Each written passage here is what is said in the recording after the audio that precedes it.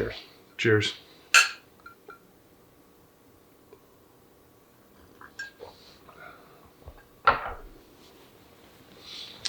Happy belated Christmas, everyone. Merry Christmas. Merry Christmas.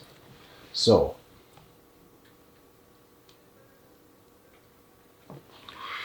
Christmas. Yeah. How was it? Did you learn anything?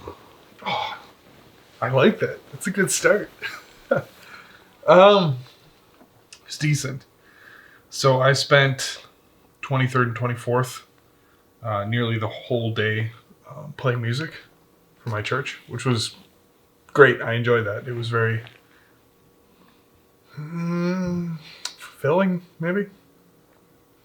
So that was nice. Got to see a lot of people throughout the day. Got to interact with people. It was nice. Following that, went over to my parents.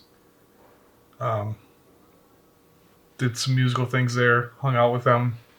Got to see a lot of family members. Very nice. Christmas Day, super uneventful, if you will.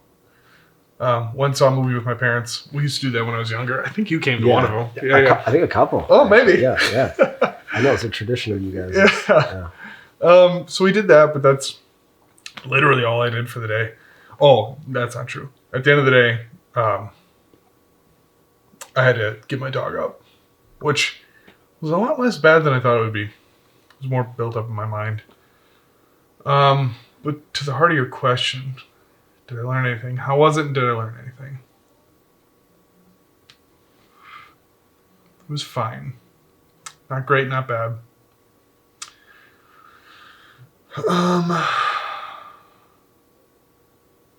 I don't know that I learned anything that I tangibly have right now, which is upsetting because I think the reason I like this question is because I was looking at Christmas as if being this is the first Christmas I'm by myself, and all of the activities I had to do were reduced from 5 down to 1. I felt there would be more general negativity or any kind of emotional association with it, but it really kind of just fell flat, which is a generally negative emotional association in and of itself.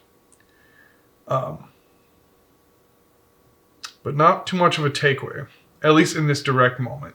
Time does have a way of showing things down the road. Mm-hmm. Being that Christmas is, 2 days ago? Yeah. There may still be something yet to learn. Okay. So that's me. Okay. Yourself, sir. Reciprocating the exact same question. Yeah, the reason I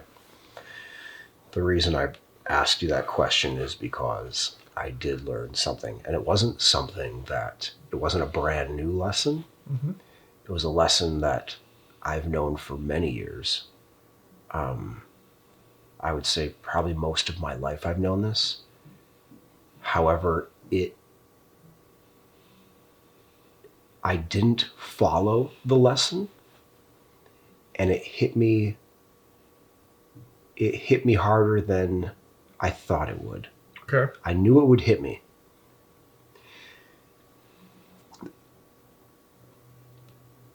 So there are 10 kids in my family. 2 parents, 10 kids. Parents are still together. And so it's very rare, and like 3 of my siblings are married. 2 of them are in committed relationships. So to get 12 people together is a thing. Mm-hmm. And it's rare that we spend a holiday together. This one, we were able to. And obviously, Love the neighbors. love it. And we know it, we plan ahead. We know it's coming. Everyone's excited about it. That's a rarity. The second thing about this Christmas is that our grandfather just passed a month ago. And it's the first big loss in our family. And you figure it's the first Christmas my dad's going through without his dad. Mm. I signed this worksheet at work. I'm not scheduled to work, but I signed this worksheet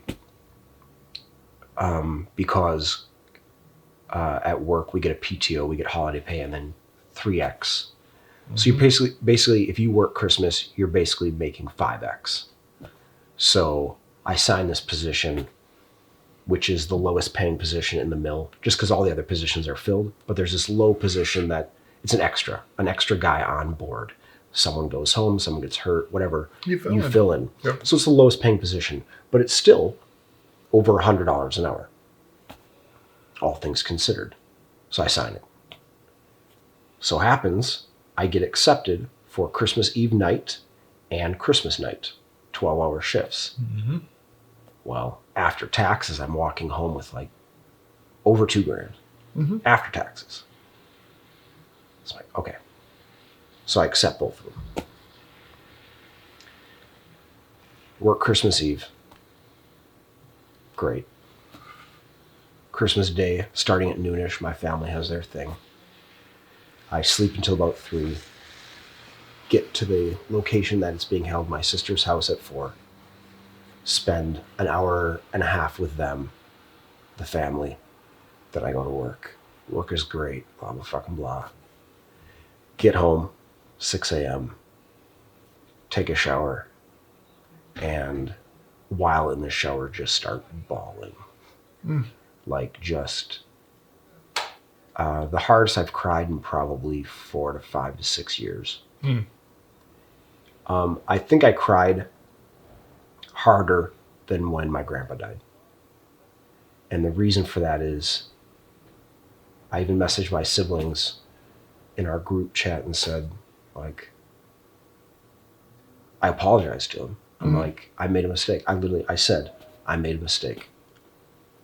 My bank account is $2,000 richer and my soul feels poor. And the lesson I've known for a long time is family above everything else. Family number one. You've got God, you got family, you got your friends, you know, but family first. And I was like, oh, I can do both. I can make all this money and I can still see them, this and this and this. And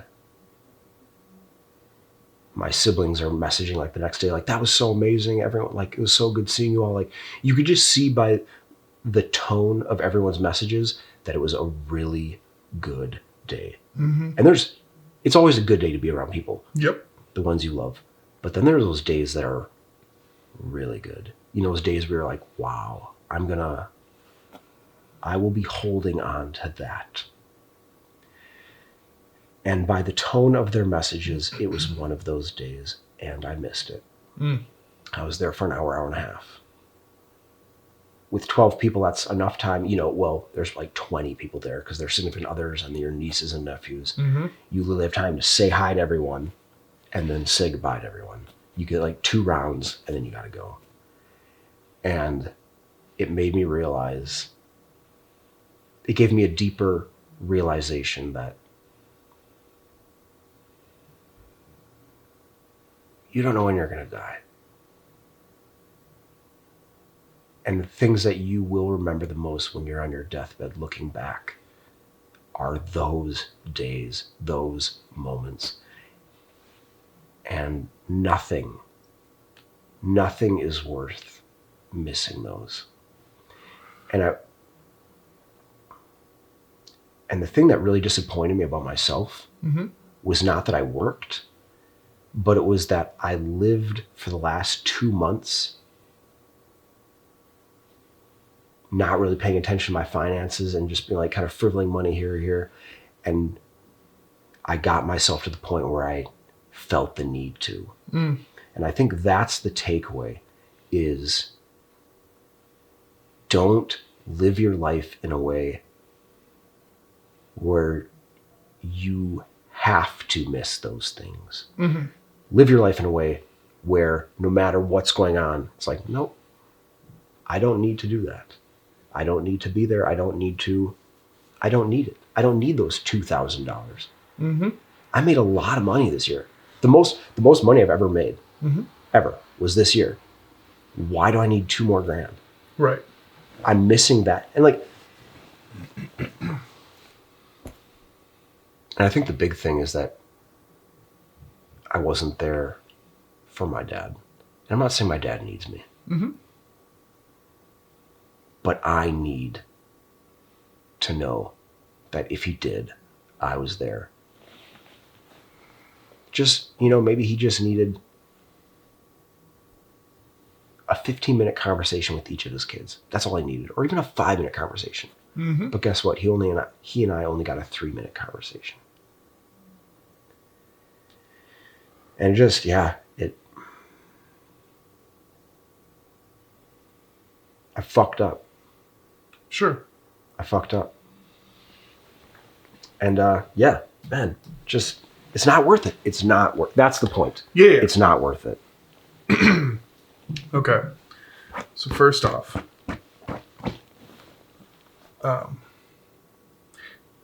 regardless of all of that, thank you for just sharing that. Sincerely. It's very strange to throw out the things that are deep-seated in our mind. Yeah, this guy punches hard. Well, I inhaled all of that. Like, it was straight into the lungs. Yep. Regardless, thank you for that. Something that I was wondering coming up to Christmas here was almost exactly that. And now I wonder on my part that I did not share that thought with you. I don't know if you were thinking this preemptively before Christmas. Was this a thought in any way, shape, or form that you would have? Working? No, I was excited. Oh, and I owe you and your family an apology because that was another thing. Like, obviously, my family takes precedence. My dad.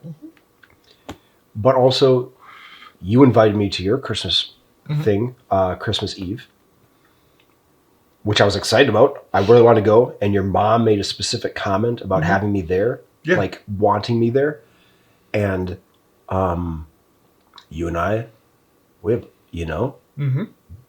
best friends for a very long time. There were years where we spent about 5 to 6 days together.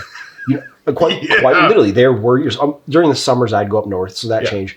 But fall, winter, spring, probably a good 3 years, we would spend 5 to 6 days, and we'd spend 95% of them at your place with your family. And I've been to a few of your family's Christmas gatherings, and they were amazing. And like, I haven't been to one in 10 years now. At least 9. And so it was like, wow, that's going to be so good for my soul. That's right. I'm just so excited. And this is your first Christmas not having Chris, and Chris was there for the entirety of our existence for the most part. Pretty much. Yep. And I was like, okay, this is a big Haltom Christmas. This is a big family Christmas. And I was excited about both of them. So no, it wasn't. When I found out I wasn't working Christmas and Christmas Eve, because I originally was scheduled, and then I switched crews about a month ago, and I realized I had both of them off, I was excited. And I had forgot that I'd signed that position. And then about a week and a half ago, posting came up with my name on it, and I was like, oh, looks like I'm working. I can easily decline them. Someone will want that, Yeah. But I was like, no, I guess, the opportunity's here. I can make a lot of money. I'm taking it. Right. And that was the focus, more or less. Yeah. Yep. So, few things. One, I had some relatively inkling in the back of my mind that maybe this wouldn't be good for you to work. That's my bad for not even bringing that up to you. I should have. You know what's crazy is if you had said that, I would have crossed my name off that list. Damn. If I had heard you saying, hey, dude, I think it'd be a bad idea, I would have been, because I was toying with that. Interesting. If you had said that, that's crazy. Interesting. Yeah. Fuck. That really sucks because I just assume you made the decision because that's what you decided you want to do, and I didn't want you to feel guilty over making that decision. So I didn't want. And I appreciate that. Right, and I didn't want the guilt to be piling on while you're at Christmas. I didn't want to cause that feeling and then have you continue to work anyways, and then have the feeling, if that makes sense. Not that that's excusable. Regardless, I should just tell you those things. Well, the thing is like, not in a judgmental way. Just, hey, I have this thought. Here's this thing. Do with it what you will. Yeah. But I mean, I think that would go one of two ways. I don't think you would cause like a negative feeling, because if there was a negative feeling, it would already be there seeded, right, ready to grow, right, and you would just be calling it out. Someone would be like, oh, well, because if I was perfectly okay with that, or anyone for that matter, if someone's perfectly okay with making that decision, and you say, hey, I think this is a problem, they've already got it figured out, and they will hopefully maturely respond to you by saying, like, no, thank you for that Yep. concern, but I've weighed the pros and cons. This is my decision. However, yeah, if there's going to be negativity there, it's already built there. in. Yep. Yes. No, that's a really good point. The situation already holds that. Yep. Yep. No, I get you on that. Regardless, I am sorry for having failed you on that. It was a thought in my mind. I did not share it with you. No, I appreciate that. Yeah, I appreciate that. Second thing. This kind of goes to like a deeper issue. Not for you specific, for all of us. I'll talk about it in a high level. It's the concept of evil, right? It never sleeps. It never doesn't get tired. Doesn't need food. Doesn't need anything. But it does feed. It feeds on us often. And it does so by making itself look very enticing, right?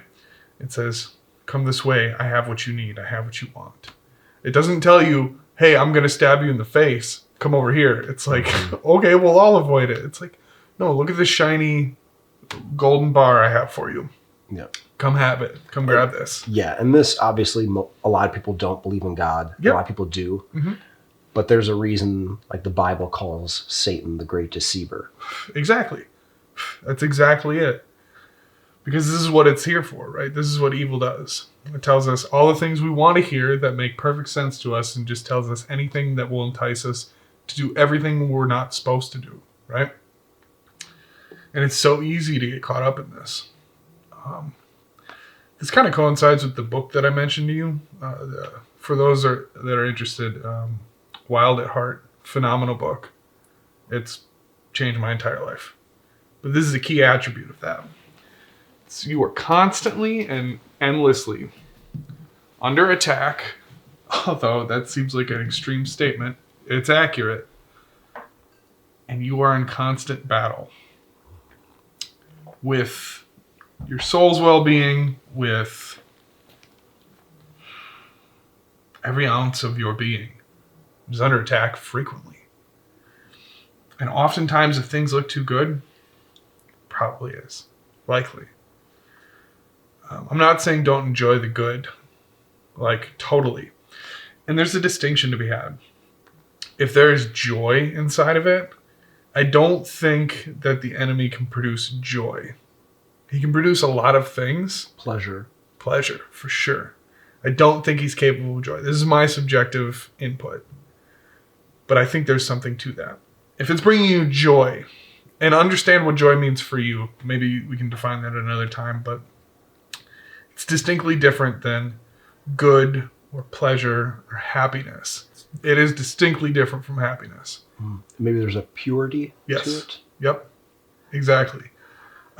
If there's not joy directly involved with it, and it's just pinging some pleasure center or alleviating some stress, or like just, oh, let me hold this for you so you don't have to for a minute.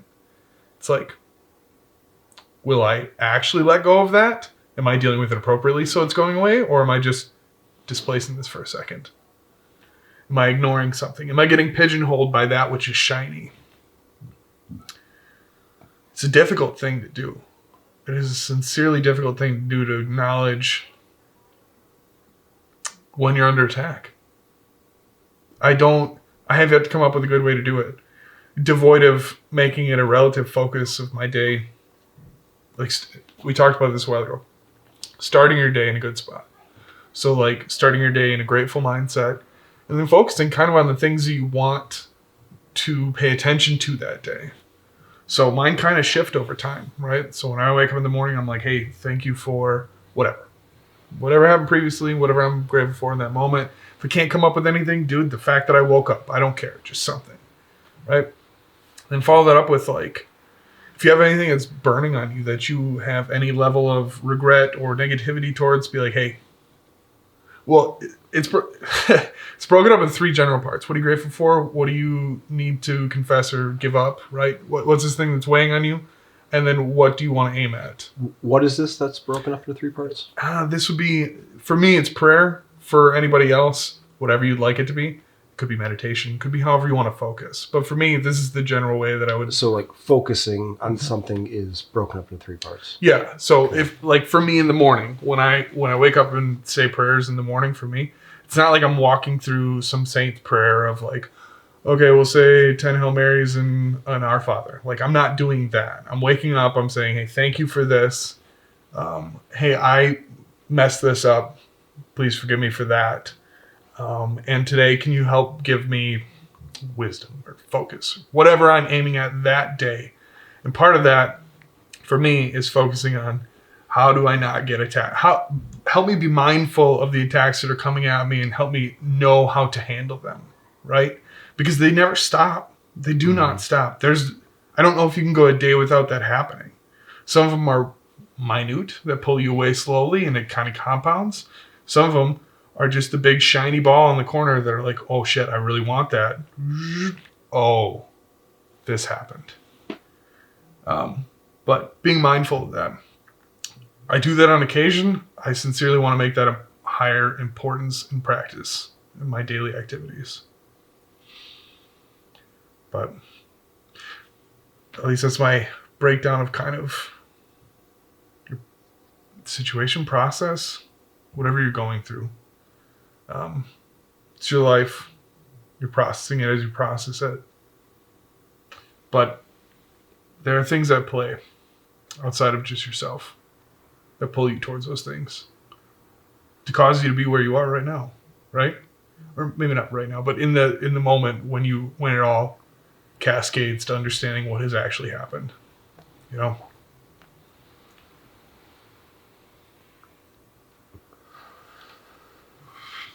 What was that thing you said when we were sitting here before we turned the camera on about, like, you were talking like a video idea. Do you remember something with like good or joy or things getting in the way of it?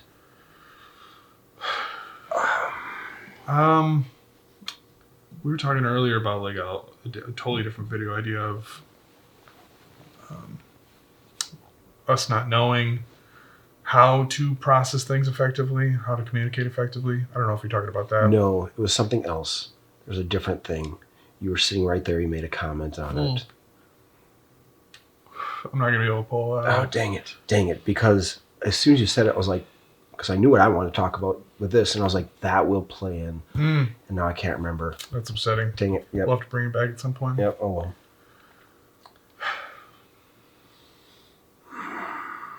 Yeah. So I guess at this point, how do you take that feeling that you have, understand it, and here, this is the important part to me. Understand it, learn from it, grow from it, and not let it hold you and hold and linger on you in a negative way that makes you feel awful all the time. I think I've kind of already done that. Okay. I've acknowledged and accepted it. Mm-hmm. And I have apologized to my siblings, and I need to apologize to my parents. So I think after I apologize to my parents, I think it is done. It is done. You feel you can release it at that point? It is. It's done. Okay. There's no reason to hold on to it at that point. Mm-hmm. You know what I mean? I've accepted it. I understand it. I've made amends, if you will. And I think the very, very important part of it is how do you not replicate that? Yeah. Which is, for me, it's going to be whenever this comes up and I'm like, oh, here's this pull, but there's that little thing in my conscious tinging that little bell.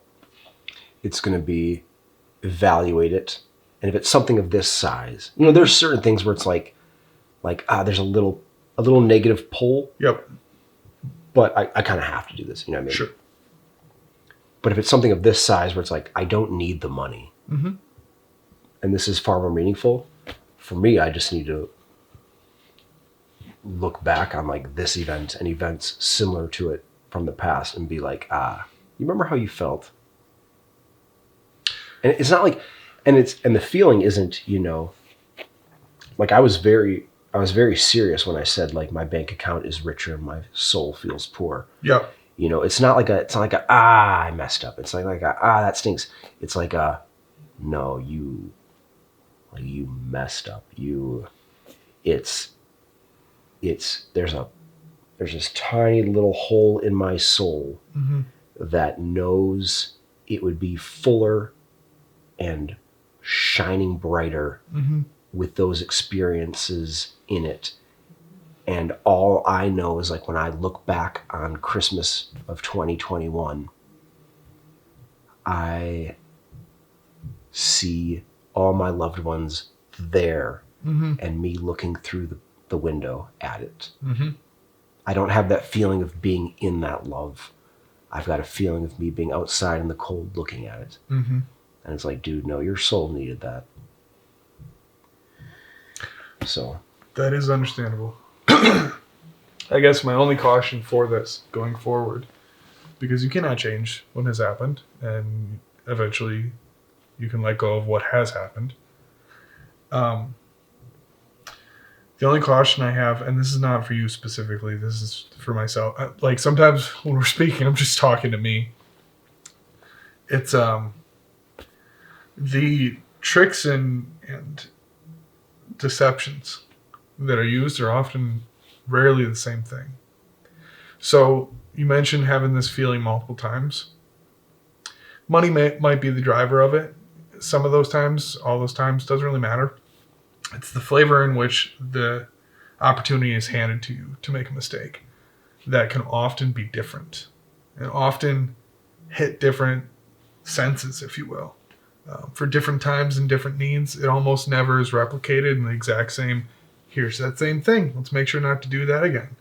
So that's kind of what I said earlier, is just being constantly vigilant and cautious towards that which is coming at you. Because it doesn't look the same, hardly ever.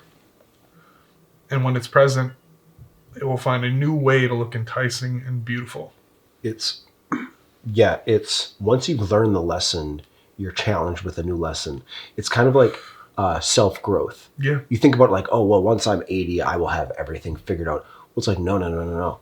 The challenges just get harder and deeper and stronger. Mm-hmm. It's like playing chess. Like I play chess on a website that's all skill-based matchmaking. Mm-hmm. So I started at like 900. I've gone up a few hundred from there. And the more you level up, the more you get paired with higher guys. And it's like, okay, I figured out how not to blunder pawns. I figured out how to attack with knights effectively. Mm-hmm. But guess what? Now and I mastered those, but now I'm getting killed on pins. Yep. It's like I put myself in compromising positions. And guess what? In 4 months, I'll master that. And then there'll be a new challenge. And the interesting thing to keep in mind too, sorry, I don't mean to cut you off, and I know we're short. Yeah. On top of that, as you grow and as we continue to develop these things, one thing to keep in note is don't forget the lessons we've learned previously, because they can still kill you. All right. Hold on to that thought. We're going to turn the camera back on. Yep. Let's do it. Sorry for our 30-minute windows on this camera. So it's the entirely to your point, continue develop the things that you need to develop. Chess is a great example. In our lives, it's whatever that is. may or may not be tangible skills, might just be a certain way of thinking about things, might be certain like activities you need to do or things you need to avoid or whatever it is for you, right? But one big thing that I've found in my life to be quite surprisingly detrimental is that I will feel I have mastered something. Feel that it's, and I have to some point. It's perfectly wonderful. The overconfidence of knowing something. Yes. Because, dude, and in the application of what we're talking about here, where we can get dragged into that which is not good for us. Dude, it will astonish you, or at least me anyways, how freaking often I will feel as though I fully understand how to do this thing, learning new thing, fuck this up again. Yes. Same thing that I thought I dealt with years ago. Yes. Fuck it up again. Yes. And that, dude, that can feel quite detrimental. Yes. The more you know, the more you realize how much you don't know. Mm-hmm. And there's just deeper, more complex levels to everything. And yeah, like you said it perfectly. You learn something and then you'd be like, oh, I got this. And you'll get overconfident, like, well, I'm not going to make that mistake again. And then 3 years later, you go to a level you haven't gone before and you just get hit by this wave, this brick wall. And it's like, oh man. I thought I dealt with this. I thought I knew what I was doing. Turns out I passed level 1. Yeah. Of who knows how many levels. How many levels are we going to live in life? So how do you combat that?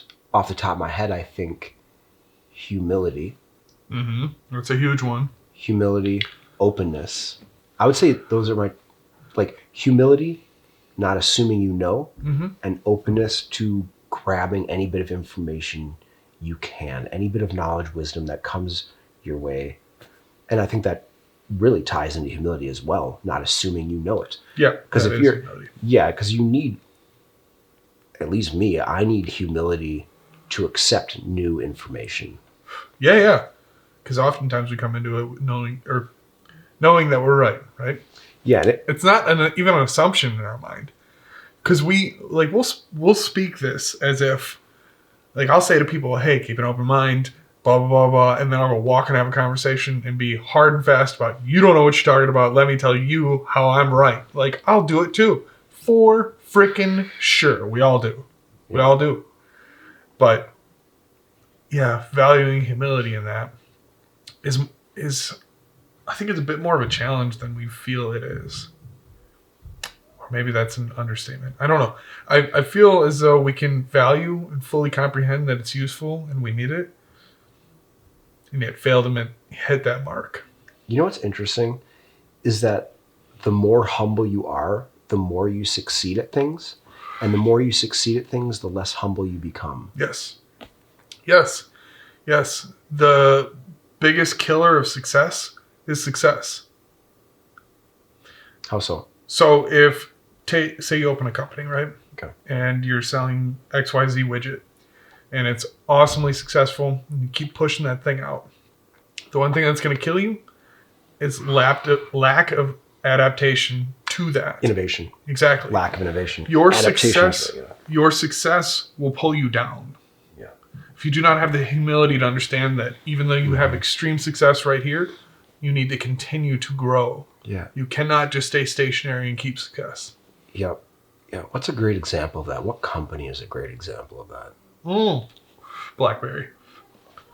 BlackBerry is the benchmark for this.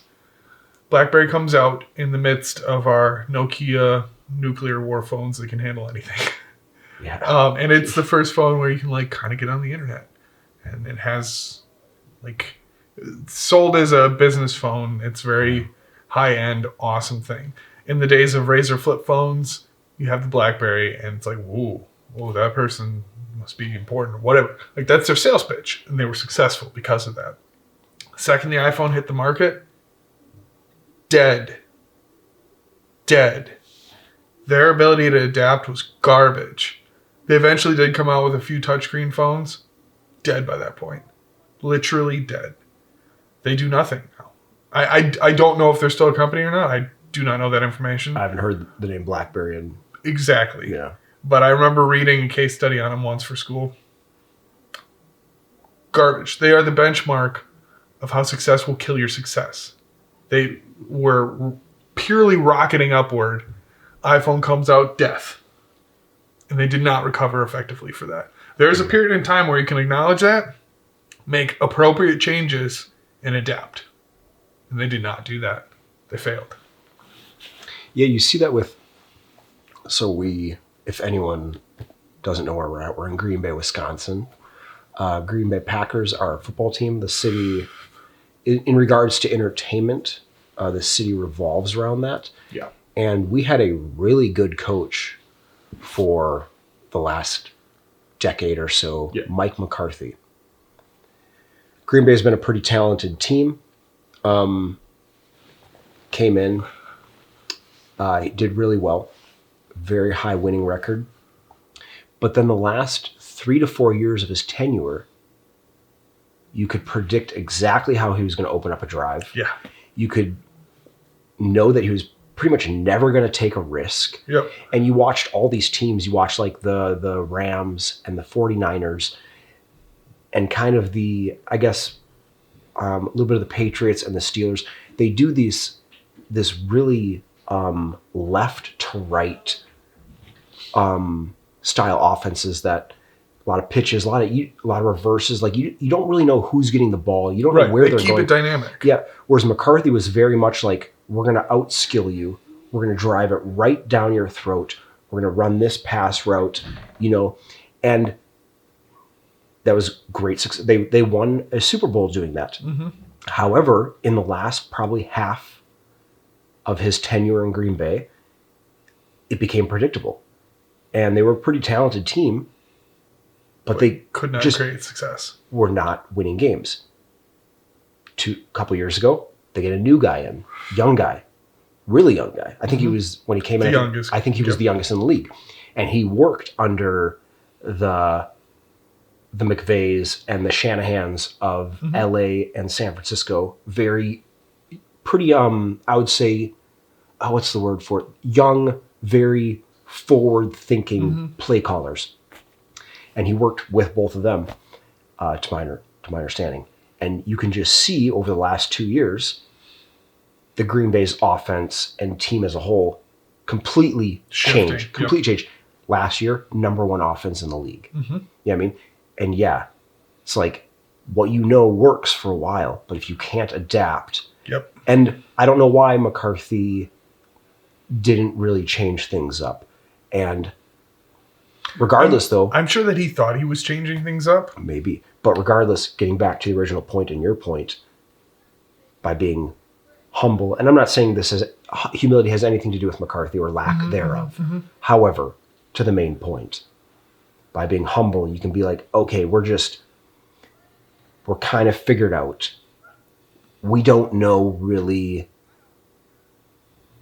There's aspects of the game that need to be implemented that we don't know. I understand. I acknowledge that I don't know it. How do we change? Maybe I need to look at this guy who's 20 years younger than me, and it's like, what does someone 20 years younger than me know that I don't know? Yep. Well, guess what? They know how to run an offense a little better, There's something to that too. And I know we've discussed it before, and I've heard other people discuss this. Like the best chess masters that exist nowadays are younger, right? And reason being is they've had all of the time to learn everything that everyone before them has done. Correct. Right? Correct. So for somebody as we go through our life, to think that, to think you know something, assess that at all times, dude. You don't. Mm-hmm. Even when you do, you don't. Even if you have, there's probably a few areas where that's not true. Like if you know math, or just hard and fast things, sure. But no matter what it is, what you're learning or doing or interacting with people, like our initial conversation here, it's not related to a skill or a developed thing. It's related to a soul activity, like something that's the betterment of our individual being, right? that doesn't have to do with like learning skills or adapting. That just has to do with understanding when you're under attack effectively, right? And like how to appropriately address that. I guess my whole point is like, as we go through life, you need to constantly be learning, but you also can't forget what you've learned, right? So as you're going, don't forget the lessons that you've gone through. They're extremely valuable, and they're easily buried in your memories to be forgotten somewhere, to make the same mistake on a different flavor in a different day. But also, keep that humility that tells you, I don't know everything. I think the part that I have a hard time with is practical application, which I think we'll get to in a second. And then lastly, as you age, as you grow, even though you're learning and growing, don't be afraid to look down the chain for knowledge. So I think in the realm of leadership, because what we do in life is often just lead things and direct us. Could be our life, could be those around us, whatever we're doing. There's leadership up and down the chain of interaction. Could be corporate level, could be individual friend-based level, could be family, whatever it is. You can be leading any activity that you're interacting with. And in that, be aware of what you're learning from those around you. Be aware of what you're imparting on those around you. And do not be afraid to learn from those you don't feel you have anything to learn from. Mm-hmm. You certainly fucking do. Yeah. You certainly do. Yeah. A great quote I heard was, I don't know who said it, but they said you can learn something from everyone. Yep. And maybe they can't teach you something, like they can't teach you more about finances. Right. They already know, Right. But by interacting with them, you might learn something about yourself. Yeah. So they didn't actually teach you anything, but the interaction itself taught you something about you or something else about life. So yeah, yes. I think it rarely even has to do with what we think we're aiming at, honestly. I think the lessons we learn in life are way more often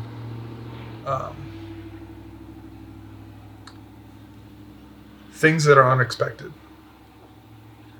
I think, going to try to learn a new thing, understand something. Maybe you're going to somebody because they have a skill in something and you actually do want to learn that from them. Great, do that. Awesome. Super useful. The underrated things are, we often come into conversations with people thinking of ourselves in a higher viewpoint than other people. I don't care who you are, you do this. Unless you're just some rare individual who, I guess views yourself really negatively, in which case that's a different animal. But if you're a relatively confident person, 9 times out of 10 when you're talking to someone, you're innately viewing yourself in a higher viewpoint than that person. And that doesn't give you the lens to be able to learn from that person. Mm-hmm. You're often like, oh, let me give you some information. Let me show you something I've learned. Let me mentor you. And what's interesting is, throughout my entire life, and I try not to do this now, but mm-hmm. I still do, is, most scenarios I walk into, I'm like, I know myself, I know my skill set. And I come into it thinking that I try to think I'm better than other people, but maybe I think better of myself than I actually am. And that in turn mm-hmm. makes me think, I'm just like, oh, well, overall, I'm better than this person. And it's not like, I'm not trying to be mean or condescending or rude. It's just, I just do. And one person in particular that comes to mind, a very longtime friend of mine, who I don't believe you've ever met. They're one of the absolute, I think if I had to pick one person and be who's just the best human it would probably be this individual. And they are one of just the most humble, treat other people the best, bring other people up. They don't view themselves. I've never seen them do anything that gave me the impression that they felt superior than something or someone or something else. They're so appreciative of life and all living things. Oh, don't hurt this plant, or oh, don't hurt that animal. They just appreciate every single thing of life so much. They never feel above it. They constantly give the impression that they're going through life just like grateful, completely like, oh my God, I'm so grateful. Like, look at how beautiful that is. Like, oh, I'm so grateful. Look how beautiful this is. Yep. Oh, you seem like a good person. Like, they're not naive. Mm-hmm. They're not a naive individual. They've just mastered the art of appreciation more than anyone I've ever seen. Sure. That's walking humility. Yes. It's walking humility, yes. which is something we do not default to. I think that's we default to failure. I've said that before. But how do we fight our defaults? How do we actively work against that which is our inherent downfalls? Because, yeah, these concepts we're talking about are great in theory, but practical application of things is often different than theoretical understanding. Well, rephrase, it's two different things entirely.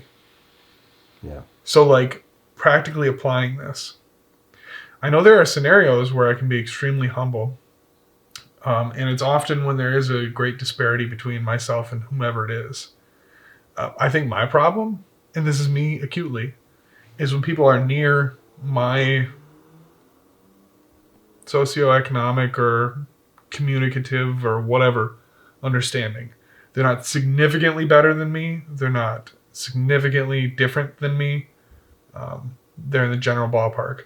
I have an inherent default to view myself superior and have a difficult time taking that step back to go, I'm not.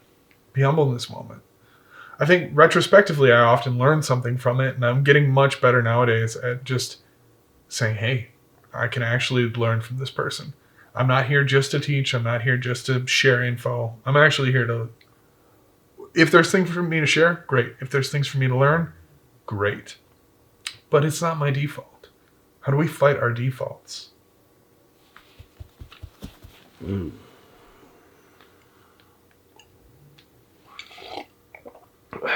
I think if I fully understood that, I wouldn't be having this conversation. Right. But that's part of the discussion. Yeah, how do you fight that? How do you combat that? Defaults are in, like, they're there, man. Like practicality. It's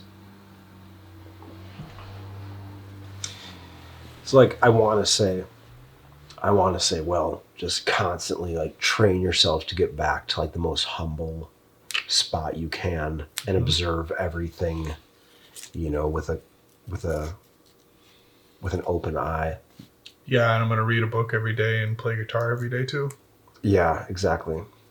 Exactly. Best intentions, right? Yeah. How do you apply that? I don't know. If you guys know how to apply that, please, like, genuine input for is our great. sake, yeah. I mean, just continuing to play with the idea. It's probably something that's dynamic for every individual. What's going to work for me is not necessarily going to work for you, right? Because we're down to the nitty-gritty level of practical application. And where that comes in kind of depends on what drives you as an individual, right? Like, I know that I am motivated externally. If someone asks something of me, I'm way more likely to do it than if I inherently want to do something. Okay. So I want to do, whatever. Like, I want to play guitar every day, right? But nobody requires that of me. Therefore, I'm not going to. Christmas Eve kicks in. Oh, I have to play guitar. Okay, that's a requirement of me. Guess what? I played every day to learn what I needed to learn. Would I normally do that? No. It's obviously proven that I would not normally do that. So I know of myself I'm externally motivated. And I know things that work for me in the past is I have a giant whiteboard in my room, and I have it broken up in days of the week. And every day before the next day, I chalk up the things that I need to do for that day. When I do that, I have much more success. It's not 100% success. I won't get everything every time. But if it's there, I'm much more likely to get it done than if I just go about my day and I'm like, yeah, I know I have to do this and this and this. And then later in the day, it's like, yeah, I do have those things to do. Or what were those things? I don't quite remember. It's like, nope, I'm way more likely to fail if I don't do that. But that's me. That's how I'm driven. So every individual's got to be a little bit different. Yeah, I found a much higher rate of success. I think the highest rate of success in regards to doing things that I had to do comes from when the night before I literally write them down. And then I wake up and I'm like, okay, well, these 3 things I have for the morning, these 3 things I have for the afternoon, these 3 things I have for the evening. Well, yeah. Mm-hmm. Yeah. In regards to humility and trying to learn things from other people, I don't know. It has to be enjoyable. You have to want it. Mm-hmm. As with anything, you have to want to grow that day. And like you were saying, a lot of times it comes when you least expect it. Yeah. But you can cover so much more ground when you're always expecting it. Yeah, well, when you're actively pursuing betterment and growth and experience, and you're actively going out each day and like you're keeping that in the back of your mind, like every interaction you have, you're like, man, how can I do my part to make this interaction the best it can be? Maybe they can grow, and maybe I can grow. And you go into each interaction like that, and and that's your focus. Not just like my focus is like, I'm here, this is what I'm doing, I don't really want to talk to you. Mm-hmm. Like, okay, I'll talk to you because you're talking to me and I don't want to appear to be rude. Mm-hmm. But as soon as I can kind of like close out this conversation, I'm out. But instead being like, oh man, this human's interacting with me. That's kind of interesting. What's their deal? What are they all about? I had this and this. Look, I'm gonna play with you a little bit. Like, let's turn this into a little game. I'm like, oh, how can we grow? Like, and I used to do that. I actually had a couple of years ago. I had a focus with every single interaction. I wanted 3 things to happen. I wanted us both to laugh. I wanted them to grow, and I wanted myself to grow. Doesn't matter how minute. It didn't matter how small. Yep. Those were my 3 objectives of every single interaction, and that was my primary focus. And the interactions were far better just by keeping that in my mind. Like these are my goals. Will I achieve them all the time? Absolutely not. No. Will I achieve them far more often than I would had I not made that my mental focus? Absolutely. Definitely. And that, yeah, it's kind of interesting. You can play with little things like that. Yeah. Listening to here, one thing I'm thinking about is like, to me, it's like how I view human beings, right? Do I view them as, just a normal person that we're interacting with, my day-to-day functions? Do I actually view them of the valuable soul that they actually are? If you're looking at somebody for the actual value that they provide, not that they need to be some monetary investment of whatever for your betterment, it doesn't matter. Are you looking at them as a unique person that I would define as created in the image of God? And what I mean by that statement is their conscious soul is invaluable. It is not of value. It is outside of value. It has more than you can possibly acknowledge. When you see someone, do you see them in that light? Or do you just, yep, that's a dude, that's a chick, yep, whatever. I don't think I can get anything from them. I don't think I can get anything from them. Yep. Or like, oh, they said that? Oh, I can give them this. Yeah, this, here. It's like, nope. Are you actually looking at them as though they are the tangible image of God? And I think this goes back to the very, very, very root, the deepest root of your being, which is, how do you view life? Mm-hmm. What is your goal? Is your goal to flourish at any cost? Is your goal to get exactly what you want at any cost? Is your goal to make the world the best place it can be, regardless of how you are affected? Mm-hmm. And like, I'm a complete amateur on this topic. I'm not trying to say you haven't figured out. I'm not trying to act like, oh, well, like this is like, when I say this, I'm saying like, thinking it out loud. What is Yep. the absolute root? that your entire subconscious and conscious is well rooted in.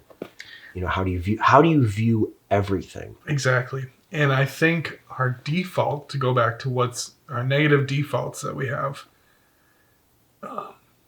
if there is an enemy attacking us, his main goal would be either complacency or ignorance or some level of non-focus on this topic. How do I get you to numb out to everything and just meander by? Because if you ask the average person, hey, what is your goal in life? Or like our other discussion, what's your purpose in life? You're going to get a wide range of answers, most of them being unsure, right?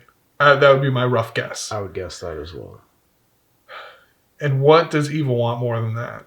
Just to be unsure of what you're even doing. If you have a clear general idea and purpose, doesn't have to be perfect. It can always be shifting. That's fine.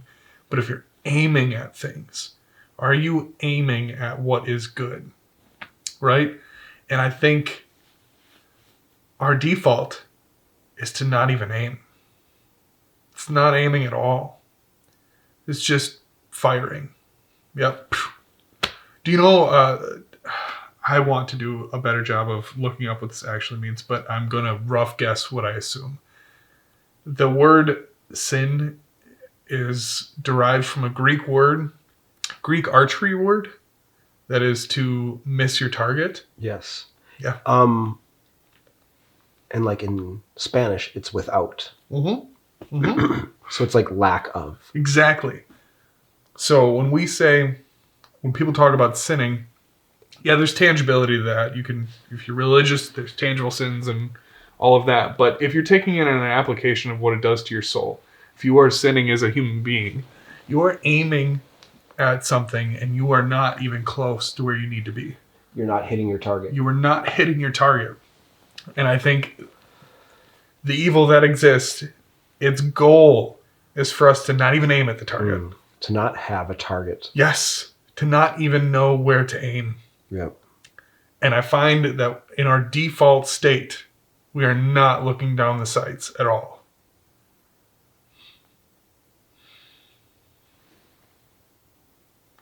Yeah, you could almost say,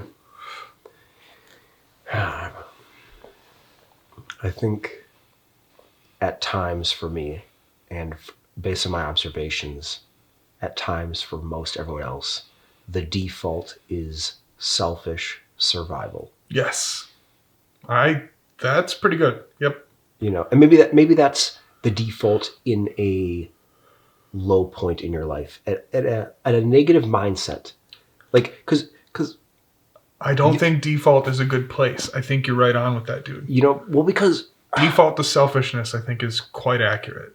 Well, because there's certain like phases. You know, like there's times where like my default is joy for everyone, and then there's defaults where I'm just like, don't talk to me. I'm getting what I want. Mm-hmm. So I'm not going to say like everyone's absolute, like you're born and it's like selfish survival, because I don't think that's the way it is. Because you see little kids, and little kids just can be light wonderful. up all the time. Yeah. But I think that can be a default. I would agree. I think the most accurate way I can put it is that can be a default. And yeah, it's I would say observant of that. I would say if you notice yourself drawing towards selfish interaction, reshape your whole focus towards a humble life. I mean, we all should shape towards a humble life, but be aware of yourself. Are you going towards a selfish direction or not? I think the mindset of like being like, of like selfish survival is like a symptom of something. And that might be Our time is almost up. While we were up. Do we want to go? We can at least go for like 5-10 Yeah, minutes. I don't care. We're going to turn the camera back on, finish this up, because we're down. We're near the end zone. We got our score. Oh, yeah, this fits well. So I think maybe like once you start feeling, for me, once I start feeling that mode of like selfish survival where I don't really want to interact, I don't want to be around people, I start just quite literally becoming more selfish in every regard. That it's happened enough times in my life, every other week, where it's like, okay, something is going on. And I can usually pull it back and be like, hey, okay. And it usually comes back to me not doing what I should. And because I'm not doing what I should, my soul's getting ornery. I'm feeling low. And I start becoming encrusted. And I'm just like, it's like, then I start projecting it outwards. So as soon as I start getting like that, it's like, you're not focusing on what you should. You don't have your aim. You're not going towards your aim. You are without aim. You are sin. Yes. You're living in sin. You're a pile of shit. Go kill yourself. Yeah. Yeah. That's what I was thinking. Okay. Yeah. No, that is it, dude. That is actually fucking it. It's when that you're so small. Good luck taking it serious, dude. Actually, it's not that bad. It's pretty good, actually. Devoid of whatever, it doesn't matter. But yeah. Okay. No, it is spot on, dude. That is, we're making a bunch of roundabout statements, but that is accurately it. We are not aiming at that which we should. And it's often because of some particular thing, right? So us failing is often due to some level of symptom within our life, right? Either this thing happened, or I failed to do this thing earlier, or I should be doing this and I'm not right now, and then I'm getting negatively pulled down because of that. Or maybe you have something on your mind that's consuming you. Whatever it is, there's often some level of a symptom that's causing us to be in this state where we're sinning. We're not accurately aiming at that which we should. Yeah, and I wouldn't even say sinning. When I hear the word, "Oh, you're sinning," it means you're doing bad. Yeah. You're doing things that are bad. Mm-hmm. And yes, that is true. However, the precursor to that is not doing the things that are right. Correct. Yeah. So there's doing good. Yep. There's kind of doing what you should. Mm-hmm. And that's what you should. Then there's going above and beyond, which is good. Mm-hmm. Then there's not doing the things that you should. And then there's doing harm. There's almost 4 areas you can be in. And when you start getting into that, you might not even be in the bad. You're not doing things bad.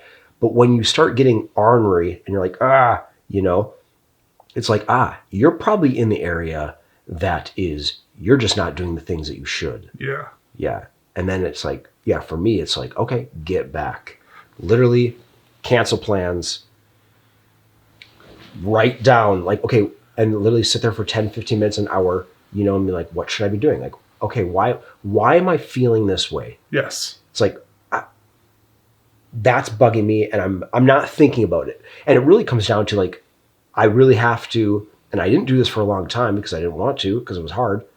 But now that I've maturated a little bit, I have to look at the things that I don't want to look at. And it's I don't want to look at that. Well, why don't I want to look at that? Right. Well, because it hurts. Well, why does it hurt? Well, because you did it wrong. You didn't do it as good as it could have. That person was expecting this out of you. You didn't deliver. Okay. Numero uno. This. Yep.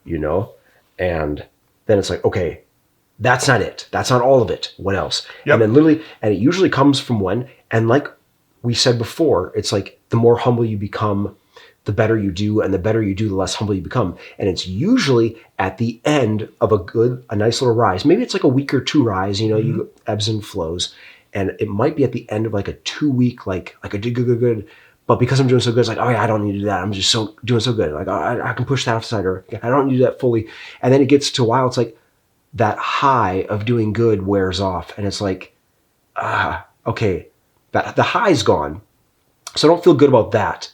And now I'm left with what actually happened. And what actually happened was these good things and these things I neglected. Mm-hmm. And it's okay, now stop. Go back. Fully complete the things that you neglected. Yep. And then move on. Yes. I think that is all completely accurate, dude. One thing I have here is an extremely wise man that I had the wonderful fortune of meeting and interacting with, shared this really, really simple concept with me, and it just burned in pretty hard. So, if this is the metric for life, one thing to note is it is not this. It is not flat, okay? This is our life. You are right here and you are a ball, okay? Or you are Sisyphus pushing the ball up a hill. To do good in life takes effort. And you keep working at it. It's hard. And it's really hard. And you got to keep pushing. The second that you can stop and you feel like you're at a place where you can be complacent and relax, what does the ball do? It's going to roll down the hill. Mm-hmm. You do not get a default to success, right? Like, it is a constant effort. And oftentimes when we're in these negative spots, we're getting pulled down the hill. It's like, it's because of some level of our effort or some level of our focus or our aim or whatever you want to call it, brought us down that hill again.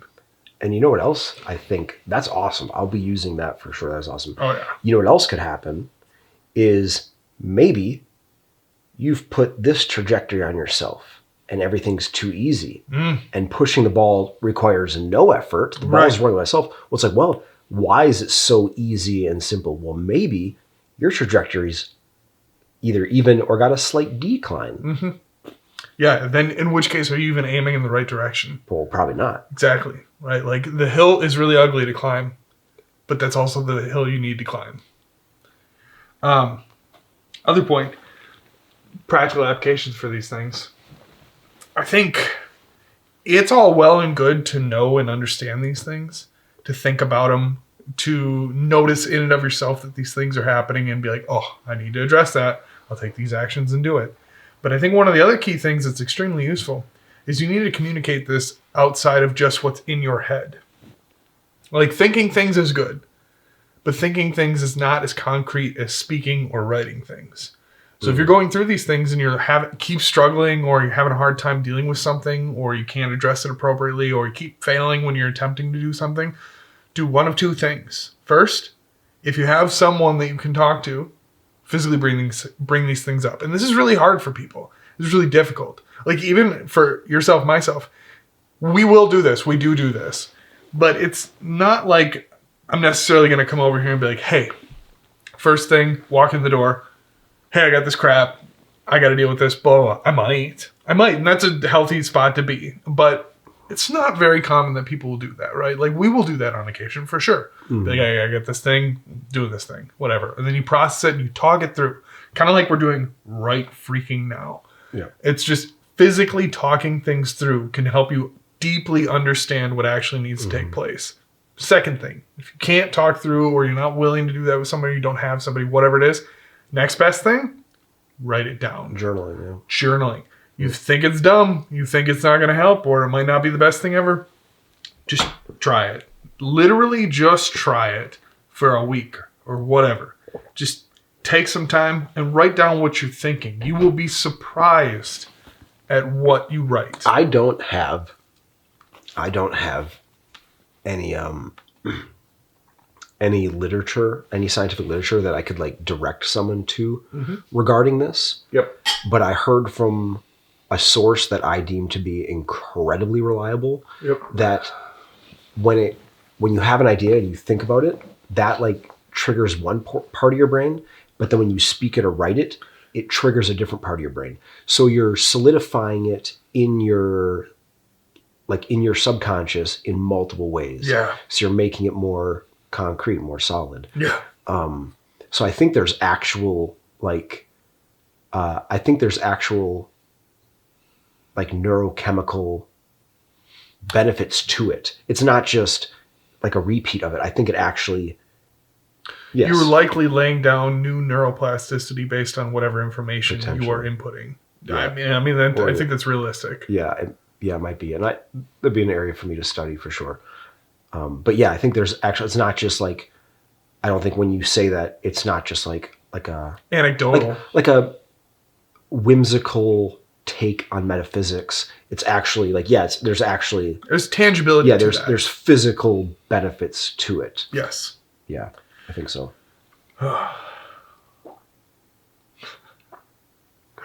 Well, what do you say? What do you say we take the next couple minutes, close this out? Yes, sir.